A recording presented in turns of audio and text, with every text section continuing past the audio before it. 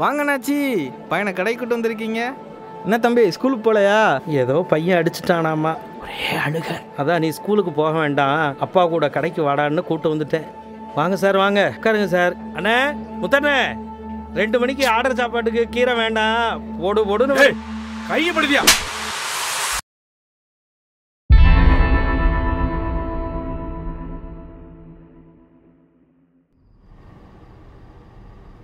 செந்தில்ண்ணா, இன்னைக்கு அவனை முடிச்சு விட்டுறலான்னு இருக்கேன். அவன் வேட்பாளர்ரா, எதுவுமே பொறுமையாக பிளான் பண்ணி தான் பண்ணணும். வேட்பாளர்னா என்ன பெரிய புடுங்கி? அவன் நாக்குனான்டா அவனை வேட்பாளரா.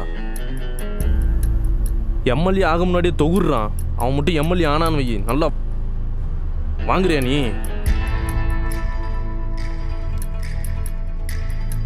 ஏய், அப்படி இல்லைடா. என்ன அப்படி இல்லை? அவன் என்னெல்லாம் சொல்கிறான் தெரியுமா உனக்கு? எப்படியும் வரப்போகிற எலெக்ஷனில் நீங்கள் தான் எம்எல்ஏ. பேரு புகழ்னு அடுத்த லெவல் போயிடுவீங்க. ஆனால் அந்த கவுன்சிலர் போஸ்ட்டு காலியாக தானே இருக்குது. இத்தனை நாளாக உங்களுக்காண்டி அடிதடி பண்ணியிருக்கேன். இப்போது அதையே பதவியோடு பண்ணணும்னு நினைக்கிறேண்ணே. ஏன்டா எச்ச பொறுக்கி நாய? உன் ரவுடி சத்தை மட்டும் நம்பி நான் எம்எல்ஏ நிற்கல, நிறைய இருக்கு. ஒருத்த முகரையை பார்த்தா தெரியாதா இவன் ஆவானா ஆக மாட்டான்? நான் என்ன குட்டியை கழுவி விடுறது கடை பின்னாடி நின்றுட்டு இருக்கேன்.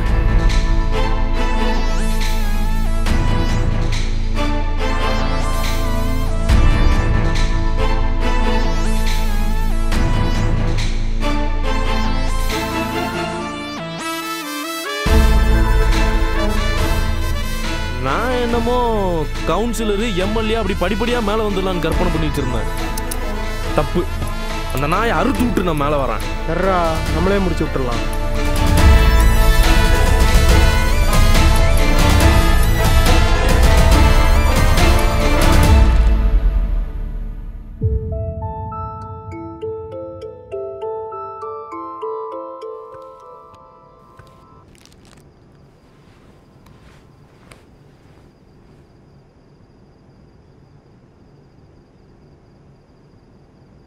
டேய் மச்சான், என்ன தெரியல. சாப்பிட்டு படு. எனக்கு வேணாம். ஏய் கர்றா, சாப்பிடு.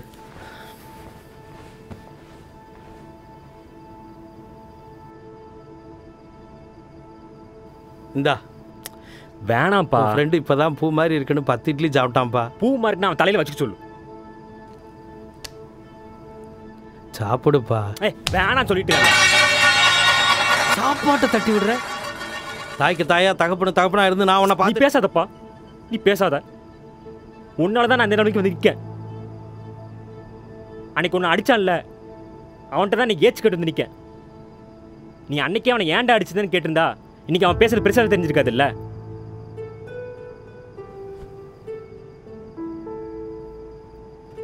நீ வளர்த்தனாலே மூத்தரில்ல, உன் மைண்ட் செட்லாம் என்கிட்ட வந்து ஒட்டிக்கிச்சு. எந்த ஸ்டெப் எடுத்தாலும் பயமா இருக்கு, எந்த ரிஸ்க் எடுக்க முடியல, எங்க போனாலும் தோத்து இங்கேயே இப்படியே பெஞ்சு தச்சு இருந்தெல்லாம் தோணுது.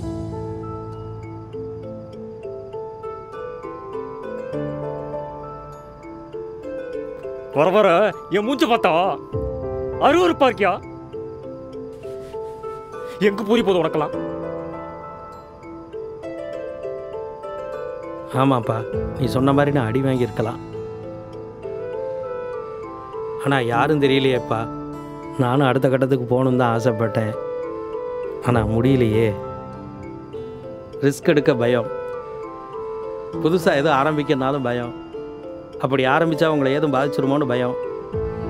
அப்படி பயந்து பயந்து பயந்து இங்கேயே இப்படியே பெஞ்சை தேய்ச்சிட்டே இருந்துட்டேன். இவ்வளோ வருஷமும் ரிஸ்க் எடுக்காமல் தான் இருந்தேன். உன்னை பார்த்ததுக்கப்புறமும் நான் ரிஸ்க் எடுக்காமல் இருந்தோம்னா அது சரியில்லாமல் போயிரும்பா. பிள்ளையோட எனக்கு வேறு எதுவும் முக்கியம் இல்லை. அதெல்லாம் பார்த்துக்கலாம், இடத்த வித்துடலாம். நீ காலையில் போய் என்னன்னு பாரு.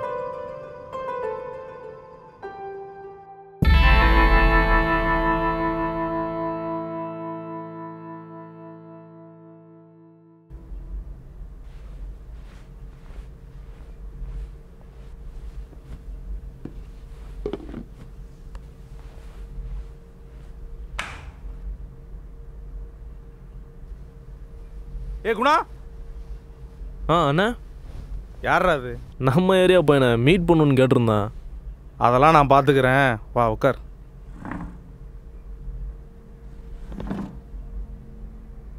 கட்சி ஹவுஸ்லேருந்து பணம் வந்திருக்கு. ஒரு ஓட்டுக்கு 2000 கொடுக்க சொல்லியிருக்காங்க. எச்சி துணி கையில் விடுற மாதிரி தொடங்க என்ன ஹோட்டல் நடத்துறீங்க? யாரையும் கூட்டு போகாமல் பழைய ஓட்டுக்கு போய் எல்லாத்தையும் எடுத்து வச்சிருக்கேன். கையப்படுதியா? அப்புறம் நீ இந்த கட்சியில் பையில வச்சுட்டு பணத்தை டிஸ்ட்ரிபியூட் பண்ணிடு. ஒருவேளை யார் எங்கே இருக்குன்னு கேட்டாலும் நீ இங்கே இருக்குன்னு சொல்லு. சரி, நான் செந்தில் கூப்பிட்டு யாரையுமே கூப்பிடக்கூடாது, செஞ்சிடும்.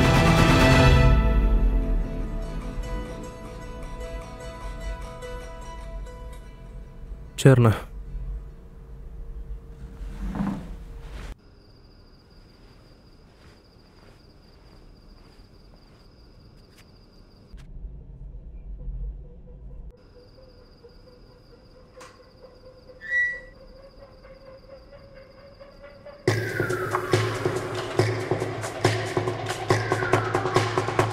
சரிடி.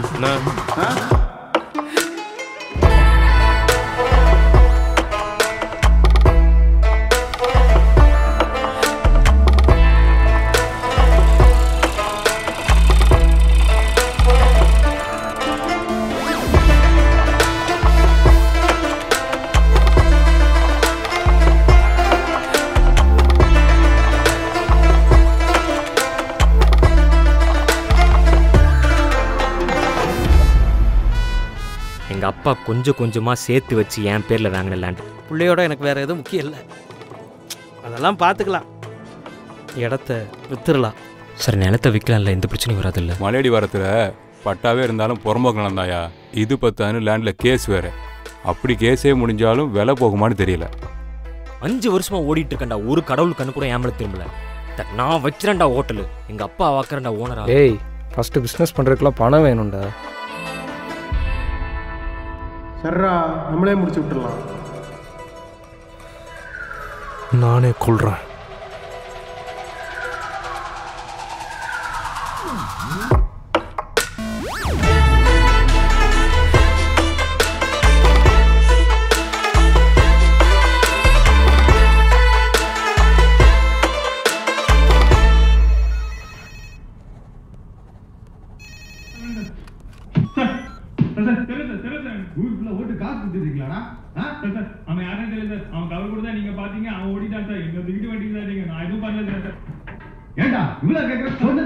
தம்பி, டே தம்பி. சார் நிலத்தை விற்கலாம்ல, எந்த பிரச்சனையும் வராதில்ல. தம்பி, இன்ஸ்பெக்டர் ஐயாவுக்கு தகவல் போயிருச்சு. நீ எதாக இருந்தாலும் அவர்கிட்ட பேசிக்கோ. முதல்ல என்ன பார்த்தியோ அதை அப்படியே சொல்லு. சரிங்க சார், அது என்னோட நிலம்தான். நேற்று நைட்டு தான் நிலத்தை விற்றுடலான்னு டிசைட் பண்ணிட்டு இருந்தோம். காலையில் வெள்ளனையாக வந்து பார்க்குறப்போ இப்போது டெட் பாடி இருந்துச்சு சார். சரிப்பா, செத்து போன கவுன்சிலர் உனக்கு தெரியுமா? தெரியும் சார். நேற்று நைட்டு வட்டிக்கு பணம் கேட்கறதுக்காக போயிருந்தேன். அவரை பார்த்து பேசிவிட்டு அப்படியே வீட்டுக்கு வந்துட்டேன் சார். நேற்று நைட்டு அவரை பார்க்க போயிருந்தியா? அவர் மட்டும் தான் இருந்தாரா இல்லை கூட வேறு யாராவது இருந்தாங்களா? இல்லை சார், தனியாக தான் பேசிகிட்டு இருந்தோம். அவரை பார்த்துட்டு வெளில வரும்போது சார் எங்கள் ஏரியாவில் இருக்கிற குணா அண்ணா இருந்தாங்க சார். குணாவை பார்த்தியா? குணாவை தான் பார்த்தியா இல்லை வேறு யாராவது பார்த்தியா? ஆமாம் சார், குணா தான் சார். அது ஐயா, பணப்பட்டுவாடா கேஸு குணாவோட பேர்.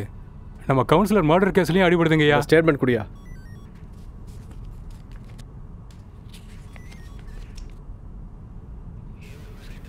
சொல்ல வேண்டியதெல்லாம் சொல்லிட்டியாயா? சொல்லிட்டேன் சார். இப்போ கிளம்பு. எப்போ ஸ்டேஷன் வர சொன்னாலும் வரணும். சரி சார். Okay sir. நம்பர் வாங்கிட்டீங்களா இல்லையா? இல்லைங்கய்யா, வாங்கல. தம்பி, நம்பர் எழுதி கொடுத்துட்டு கிளம்பு. சரி சார். யோ சிக்கிட்டாயா சார்? பெண் இப்போ தான் கட்சி ஆஃபீஸ்லேருந்து ஃபோன் வந்துச்சு. இந்த நாதாரி எம்எல்ஏ ஆகிறதுக்காக அவன் கவுன்சிலரே கொண்டாயா.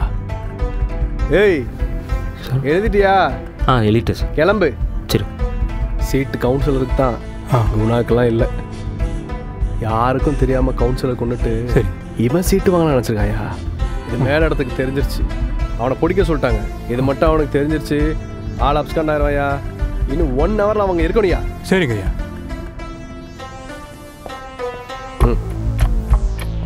கட்சி பவரை வச்சு ஆடிக்கிட்டு இருந்தான்.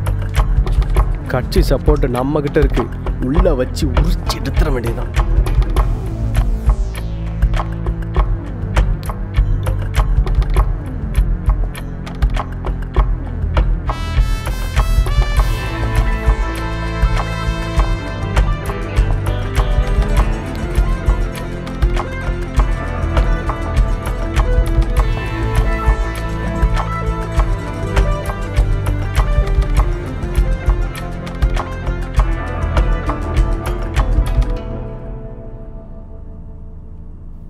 நேற்று நைட்டு எங்கே இருந்த?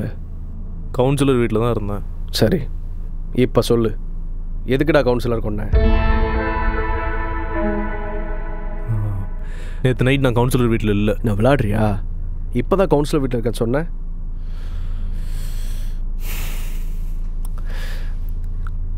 ஆமாம், கவுன்சிலர் நான் தான் கொன்னேன். நான் விளாட்றீங்களா? ஆளுங்கட்சிக்காரையா நான்? வாரண்ட் இருக்கா? ஓவரா பேசுற? யோ, எவ்வளோ பிடிச்சி ஓரம் உட்கார வையா.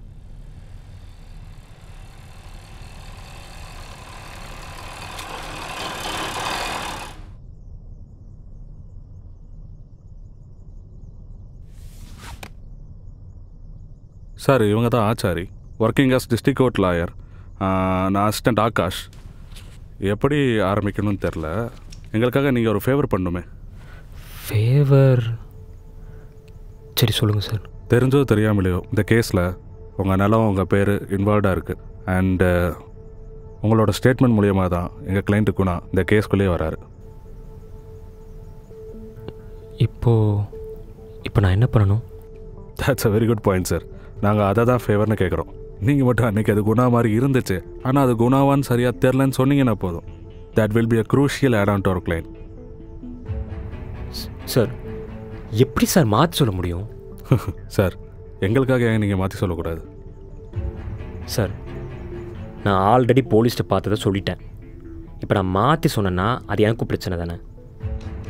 எனக்கு லேண்டை விற்கிறது முக்கியம் சார். ஏதாவது பிரச்சனையில் மாட்டிக்கிட்டேன்னா என்னால் ஃபேஸ் பண்ண முடியாது. உங்கள் கன்சர்ன் எங்களுக்கு புரியுது. உங்களுக்கு மணி தான் பிரச்சனைனா we can make a deal with 20 lakhs. Sir, பணத்தை விட்டுருங்க. போலீஸ் எதிர்த்து பேசினா பிரச்சனை தானே. நான் அதையும் தானே பார்க்கணும். குணா கேஸ் வாங்கி உள்ளே போனாலும் அவங்க சைடு உன்னை சும்மா விட்டுருவாங்கன்னு நினைக்கிறியா? மிரட்டுறீங்களா? இல்லை சார், இது சரிப்பட்டு வராது. நான் லீகலாகவே இதனால் ஃபேஸ் பண்ணிக்கிறேன். 30 lakhs, 30 லட்சம். ஹோட்டல் தானே ஆரம்பிக்கணும். 30 லட்சம் ப்ளஸ் உன் இடத்தையும் நாங்களே வாங்கிவிடுறோம்.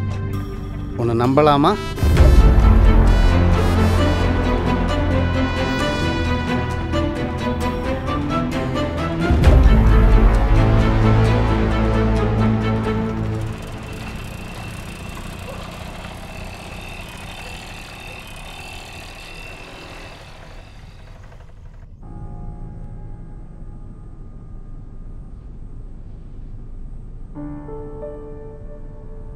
பிரச்சனை குணாவுக்கும் கவுன்சிலருக்கும் தான். அவனை கொண்டுட்டான். நம்ம இடத்துல ஏன் வந்து போடணும்? நம்ம தானே இழிச்சவாங்க. யார் என்ன சொன்னாலும் பயப்படுவோம், என்ன நடந்தாலும் பயப்படுவோம். பயந்தா ஈஸியாக கேஸில் சிக்க வச்சிடலாம். அந்த பயத்தை யூஸ் பண்ணிக்கிறானுங்க. இப்போ கூட போலீஸ்கிட்ட சொன்ன மாதிரி சொல்லவா இல்லை லாயர் சொன்ன மாதிரி சொல்லவான்னு பயந்துட்டு தான் இருக்கேன். கேஸ் எப்படியும் முடியும். நம்ம நிலத்தை விற்றுட்டு வேறு ஊர் போயிடலாம்.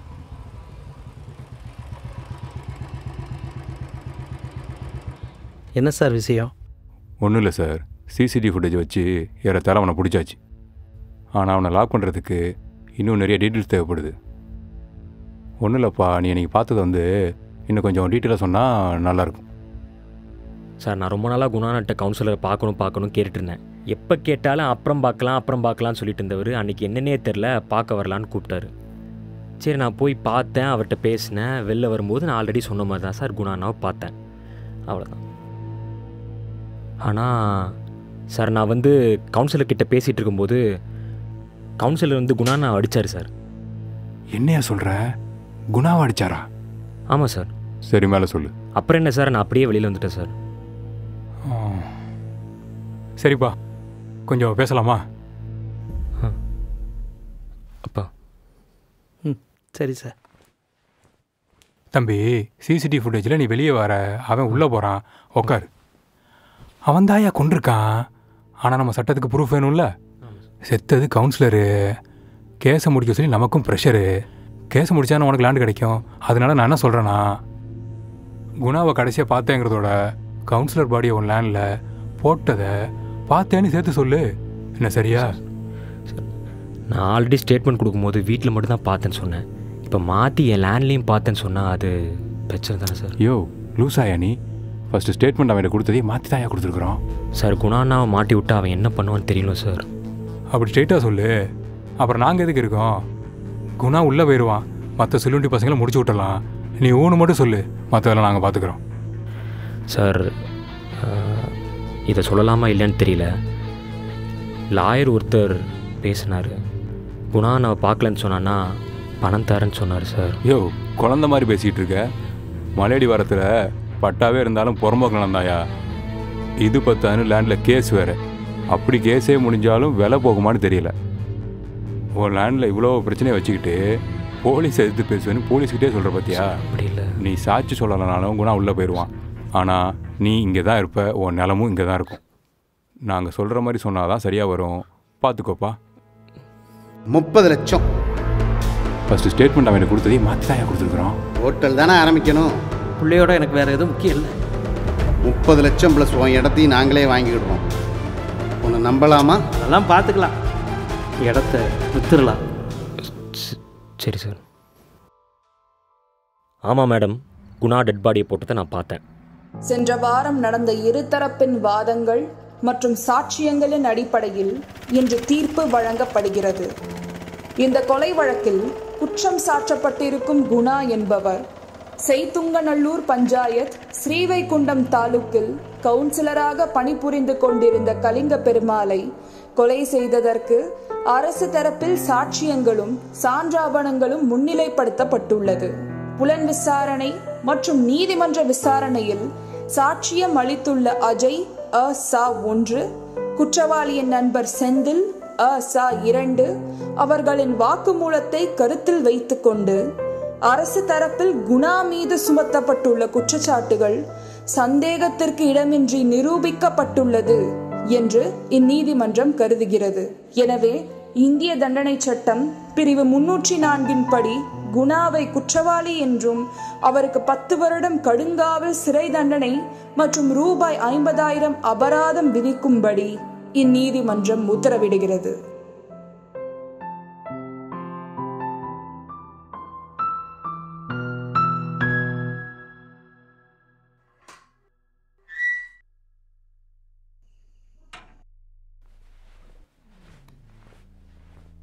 சரிடி, நான் போயிட்டு வரேண்ணே. ஏய் கரண்டு வேற. ஒன்றும் இல்லடி.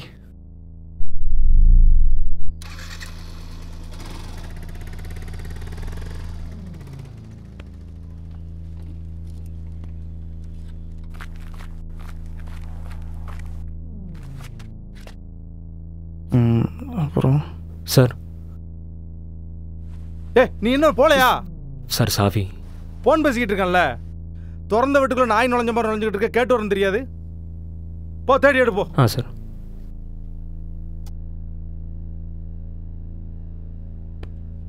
ஏன் தம்பி, சும்மா தான் கேட்கேன். இவ்வளோ மறதி இருக்கிற உன்னை நம்பி எவன் பணம் கொடுப்பான்? சார் ப்ளீஸ், நான் பணம் கேட்டேன், நீங்கள் கொடுக்கல, அவ்வளோதான். பிஸ்னஸுக்கு தேவையான பணத்தை எப்படி ஏற்பாடு பண்ணுறதுன்னு எனக்கு தெரியும். எப்படா ஏற்பாடு பண்ணுவேன்? கோயில் கோயிலாக போய் பிச்சை எடுக்க போறியா? சில்றப்ப இல்லை. யாரை சில்றீங்க?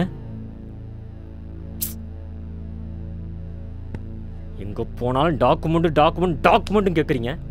ஐடியாவை நம்பி யாரும் தர மாட்டீங்களா? வட்டிக்கு தானே கேட்டேன், வாசிக்க கேட்டேன். என்னல ஐடியா இருந்தால் பெரிய மைராணி. காசு இல்லாமல் பிச்சை கேட்க வந்த நாய் கத்தக்கூடாது. உன் தகுதி தராரம் தெரிஞ்சு சவுண்ட் விடணும். உன் அப்பா என்ன எச்சில் பொறுக்கிறவன் தானே? சார், அப்பா பற்றி தப்பாக பேசாதீங்க. எச்சில் பொறுக்கிறவனுக்கு என்ன தகுதி அங்கே தான் நிற்கணும். எல்லாம் உங்கள் அப்பனுக்கு ஒரு அரை விட்டா சரியாக வரும்.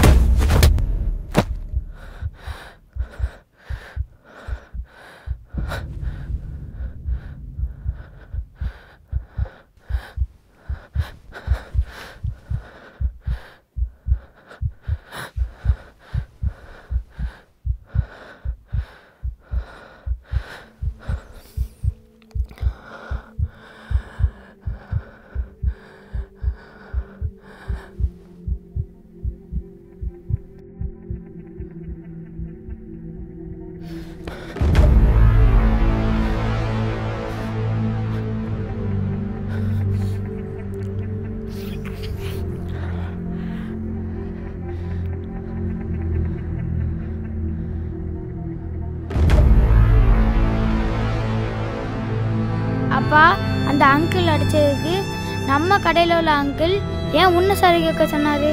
தப்பு பண்ணா சாரி சொல்லணும் இல்லப்பா. நீ என்ன தப்பு பண்ண? உன்னை அடிச்சதுக்கு அவர் தானே சாரி கேட்கணும்.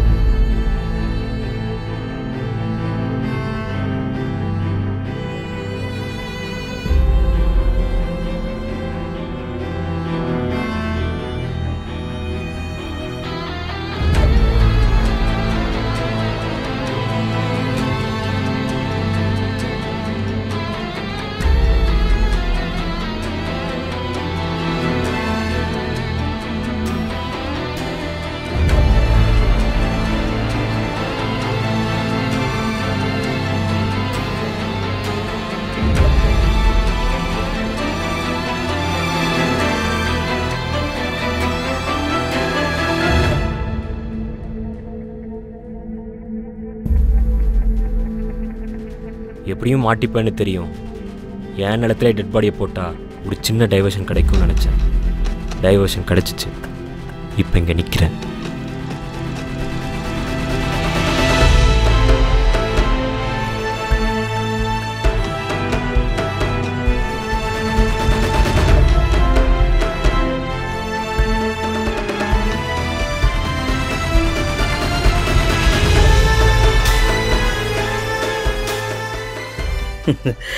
சாரி கேட்டு வாங்குற இடத்துல நம்ம இல்லைப்பா. ஆனால் தப்பு யார் எதுக்காக பண்ணாலும் அதுக்கான தண்டனையை வாங்கித்தான் ஆகணும். நம்மளால் கொடுக்க முடியலைன்னாலும் ஆண்டவன் அவன் கொடுப்பான்.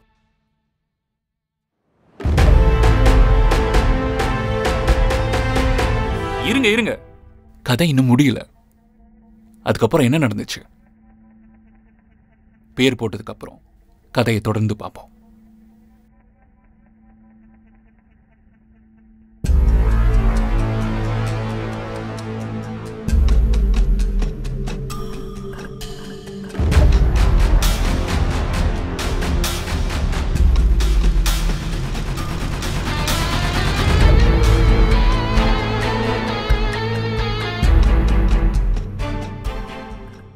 சரி, கதையை தொடர்ந்து பார்ப்போம். அஜய் செஞ்சது சரியா தப்பா? நீங்க என்ன நினைக்கிறீங்க? இதுல என்னப்பா தப்பு இருக்கு? செத்து போன கவுன்சிலர் ஒன்றும் யோக்கியம் இல்லை, குணாவும் ஒன்றும் உத்தமம் இல்லையே. இவன் ட்ரிகர் பண்ணி விட்டான், அவன் கொன்னுட்டான். இதுக்கு எதுக்கு வருத்தப்பட்டுட்டு இருக்கணும்? கடந்து போக வேண்டியதானே அப்படின்னு நினைக்கிறீங்களா? இல்லைனா அவங்க அப்பா சொன்ன மாதிரி தப்பு யார் எதுக்காக பண்ணாலும் அதுக்கான தண்டனையை ஒரு நாள் அனுபவிச்சு தானே ஆகணும். இவன் கொலை மட்டும் பண்ணல, தப்பாவையும் சேர்த்து சுத்தி இருக்கிற எல்லாத்தையும் ஏமாத்திருக்கான். ரத்தமும் சதையுமா இருக்கிற உயிரை கொன்னுட்டு அவனால நிம்மதியா வாழ முடியும்னு நினைக்கிறீங்களா? நீங்களே சொல்லுங்க. ஒருவேளை நீங்க அஜய் இடத்துல இருந்திருந்தீங்கன்னா என்ன பண்ணிருப்பீங்க? இது சரிதானே கடந்து போவீங்கன்னா இந்த வீடியோ கிளிக் பண்ணுங்க. இல்ல இது தப்புன்னு குற்ற உணர்ச்சியிலேயே இருப்பீங்கன்னா இந்த வீடியோ கிளிக் பண்ணுங்க.